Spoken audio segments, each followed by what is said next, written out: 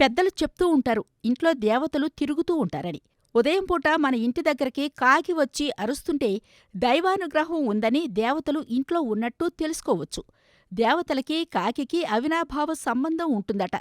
కాకికి ముందుగానే తెలుస్తుందట. ఈరోజు వీళ్ళింటికి ఎవరో వస్తున్నారు, దేవతలు వస్తారు అని చెప్పడానికి కూడా కాకి రూపంలో దేవుడు సంకేతాలను పంపిస్తూ ఉంటాడట.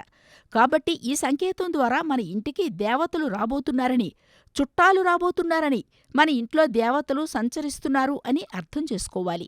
దేవతలు మన ఇంట్లో తిరుగుతున్నట్టయితే మన మీద దైవానుగ్రహం ఉంటుందని పండితులన్నారు. అదేవిధంగా ఉదయం పూట ఉడుత కనిపించినా కూడా దేవతలు మన ఇంట్లో ఉన్నట్టు దానికర్థం. అంతేకాదు, వంటగదిలో, పూజగదిలో ఎక్కువగా బల్లులు కనపడుతూ ఉంటాయి. అయితే ఇంట్లో బల్లులు ఎక్కువగా కనపడుతున్నట్టయితే లక్ష్మీదేవి కటాక్షం ఉంటుందని, త్వరలో ఆర్థిక బాధలన్నీ కూడా దూరమవుతాయని దానికి సంకేతం. ప్రతినిత్యం దీపారాధనని మన ఇంట్లో చేస్తూ ఉంటాం. దేవతలు మన ఇంట్లో కనుక ఉన్నట్టయితే మనం దీపారాధన చేసేటప్పుడు దీపం చాలా ప్రకాశవంతంగా వెలుగుతుంది. ఒకవేళ కనుక గాలి లేకపోయినా అటూ ఇటూ ఊగుతూ దీపం వెలుగుతున్నట్టయితే ఇంట్లో దేవతలు లేనట్టు. అలానే పాలు పొంగితే కూడా మన ఇంట్లో లక్ష్మీదేవి ధన రూపంలో రాబోతోందని సంకేతం. ఇలా వీటి ద్వారా దేవతలు ఇంట్లో ఉన్నారని చెప్పవచ్చు.